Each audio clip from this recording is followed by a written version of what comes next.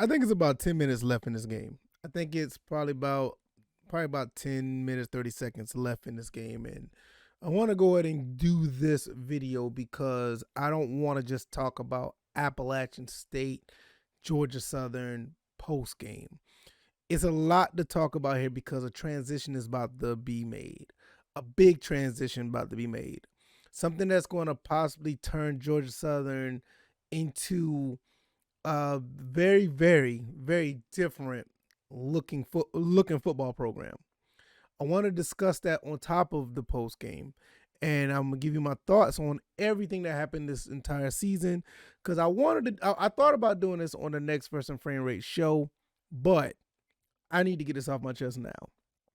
Let's go ahead and get into this.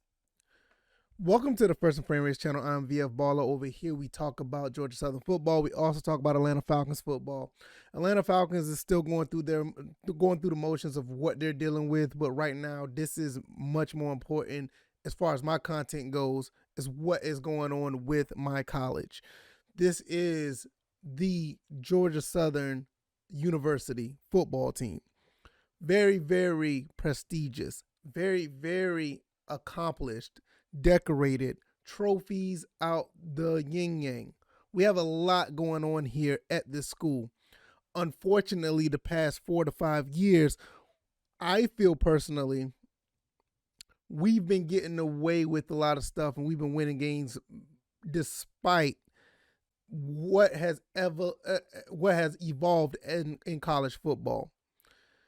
I don't know I didn't know what needed to be done, but apparently Jared Benko had it together.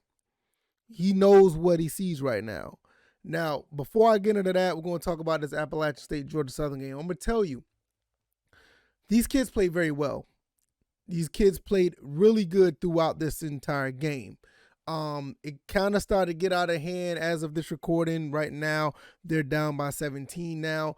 And it was kind of surprising to see how this went, because I feel that this could have been a early blowout.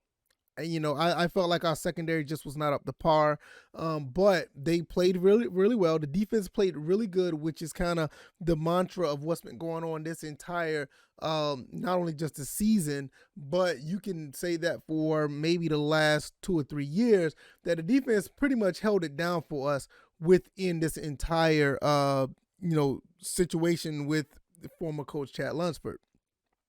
But I will say this. It was only sustainable for so long. Connor Sagelski played very well, in my opinion. Considering the circumstance that he had, it was a situation where he was up against a lot. First of all, he was up against a lot in the BYU game. Played pretty well. Did the same thing with this team against Appalachian State, and for the most part, I commend them. I commend the offense and defense for what they were doing. I think the offensive play calling could have been better, because with some of these play calls, it could have been a disaster. It could have been a huge disaster with some of these play calls.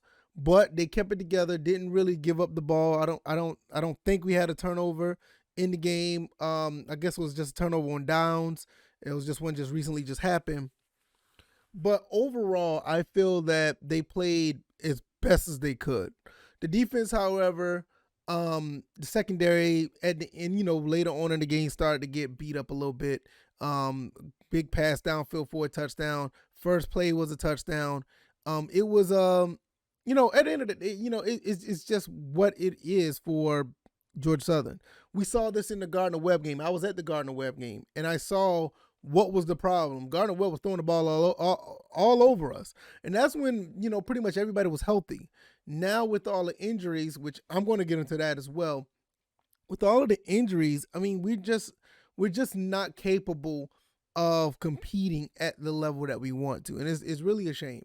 The coaches, the play calling of the coaches in general, I don't think they did a really good job overall. The coordinator, special teams, offense, defense, Coach Whitley did the best that he could. I just don't think they did a really good job of getting these guys prepared. I felt that once, probably like the second half in that kickoff return, I just felt like it was just not there to what it is. So, unfortunately, this is what we was dealt with. Coach Helton is about to take over. We're about to do a little quick wrap up and what's going my thoughts on everything going forward. So at this point, let's go ahead and get into that. Beginning of the season, the Gardner Webb game, the FAU game, we saw what was going on here. The FAU game, we actually had momentum. Sam Kennerson, not Sam Kennerson, yeah, Sam Kennerson fumbles. Cam Ransom goes down. We just did not been able to. We never picked ourselves up after that. To be honest with you, Arkansas State game, yeah, debatable. After the incident, Coach Lunsford was let go, and unfortunately, it was kind of bittersweet because I feel like he's a really good guy. He motivates these guys to be the best men they could be. I always sit back and wonder, how could you get guys that played up to the strengths of their talents back in 2018, 2019, and in some cases 2020? How do you fall back so far on this season when you felt like the recruiting was getting better? Everything was moving in the right direction. How do you fall back that far? I don't know, but at the end of the day, it falls on coaching. It does. And the incident that I just talked about, when that happened, I don't know if that was the reason why he was let go, but I will say this: Jared Binko, that wasn't his guy. I was telling people this a lot. It wasn't. Chad Lunsford is not the guy. Is not Jared Binko's guy. Like he was here before Jared Binko, so it just, at a matter of time when you have a regime change like that from the top down, if you're not producing at a high level, you're going to get removed. I mean, that's almost in any situation. So, unfortunately, that's what happened. Kevin Whitley came in as the interim coach, and I felt like he did a pretty good job in the beginning. Started out the first game, I think it was the Arkansas State game, where we ran up almost 60 points on the team, ran the ball very well. We did really, really good, but after that, we was kind of going through the motions. But I knew once that what's the game, the South Alabama game, when we had that quick turnaround, and the way that Jake Bentley and company pretty much how they ran over and ran through Georgia Southern, I was like, okay, this interim head coaching job is cool. Maybe he could have bought time to actually win the job. I felt like that was the time that he lost the job, and it was unfortunate. But it is what it is. It's a results-based industry. If you're not giving out the good results, you're not going to be around longer. But he was going to be able to coach for the rest of the season. I knew what this fate was at that point, in my opinion. And all the while, in the background, Jared Binko was making phone calls. He made a phone call to Southern California. I guess that's where he was at the time. Talked to Clay Helton. And I don't know if you heard the story. And I'll just recap it really, really quick. It was supposed to be a 10-minute call. Ended up talking to him for over an hour. And lo and behold, we have Coach Clay Helton here at Georgia Southern. Clay Helton said, hey, I'm going to be in the background doing my thing. I'm going to let these guys, the interim coaches, continue to coach. But he's going to bring a different style of football to us. Now, you see where we're going to be, we still run the option to some degree. We still run the ball a lot. But we all know at this point, this is not going to be a situation where we have that same offense. If you've seen anything what Coach Helton done back at USC or even back in Memphis or wherever the case may be, they don't have this style of offense. The recruiting is already picked up. Everything is on the up and up as far as I'm concerned. Based on what I've seen, it looks like it's going to be a really good turnaround for this team. Now, just because it looks good right now, that doesn't mean it's going to be good. There may be some growing pains. There may be some situations to where, players not going to pan out that we recruit. Some players may leave. Some players may show up. Some players that show up may not be as good as we thought. It's so much going on here with this change. But I feel like we're in the right hands with Coach Helton. I think things are going to be all right. Players are already excited for him to be here. There's already been talks that he had a one-on-one with every player or most of the players. I'm almost certain it was every player. And for him to have a one-on-one with them is really telling to how he gets a feel of who he's dealing with. You know, he's not looking at this with a blanket like, okay, I have a team, I know I'm gonna put this person, this person. I hope he's putting. I'm pretty sure he has. I hope he's taking notes on who does what and who has what mindset, because this is going to be really interesting to see if he's able to put players in the right position. Like I've already said that you have certain players that are playing certain positions that shouldn't be there.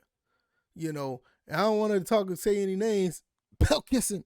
I don't want to say any names, but you know, he's one of the guys that needs to be on defense. You got some guys that'll probably do better from offense to defense and vice versa. We need to build an offensive line. And I'm just looking at all the recruits that came to Georgia Southern for the BYU game, the Georgia State game, guys who are already committed, which I'm going to be doing a video on that as well, the guys who are already committed. It's going to be really interesting to see what happens when we get the ball rolling next month, where, you know, recruiting is starting and more players are going to commit. There are going to be more situations to where we're going to see who does what and where. I can't wait to see that happen. I'm very excited at the end. This has been a tough season. It's been a very tough season to watch. The Gardner-Webb game, looking back on it now, is very telling on what we was dealing with. And it was really, really, it kind of gave me some foresight to what was going to be what we see now. The Gardner-Webb game did not show me that we're going to change head coaches, but I felt like we was in a long season, because even when we were at full strength against the FCS team, we did not play them like a FCS. We didn't play them like we were a FBS team. You know, we played them pretty soft, and I think there's some things that just were underlying that just didn't get things together. You know, we weren't really prepared. Like I said, there's a lot of things that I'm going to talk about in the next video. Probably I'll talk about that on the First and Frame Rate Show, episode 251. I'll probably talk about that then, but I don't want to keep you guys up too much more on this video. Shout out to the players of Georgia Southern. You guys played your heart out. You guys played as well as you could under the circumstances. We had some great plays. We had some great moments. We had some bad plays. We had some bad moments. But overall, I knew you guys went out there and gave it 110%. Unfortunately, I will say this myself. I think you guys will put in a bad deal on probably 85 to 95. I would say probably between 90 and 95% of the plays you guys were put in a bad situation. And I know, you know, the coaches or whatever, you don't want to talk, but I feel that those guys are grown men. You guys are just coming to age. And I can say this with confidence. I feel like you guys were put in a bad situation when it comes to the coaching. They put you guys, and in some cases, like they set you guys up to fail. And it's very unfortunate. Hopefully with this new coach, we won't be seeing that situation, and I want to see you guys compete for another Sun Belt Conference title, and possibly, you know, why not? Why not say we try to get a January 6th bowl next year? Why not? Why not? We'll see how this thing goes, and hopefully we'll see how it goes. You know, it's just really, really unfortunate. If you guys like this video, hit the like button, share this video, subscribe to the channel if you haven't already. It's been a long season. The season's over. We're not going bowling. We're going 3-9. It's really it's really tough. Could have been better, but it is what it is. I'm going to turn this thing around. You'll be seeing more content from me about what Coach Helton does. You're going to be seeing more things about what's going on with these recruits. And we're going to get, hyped up again. We're going to be GATA-ing one more time ASAP. All right, y'all. Y'all be blessed. Take it easy. Peace.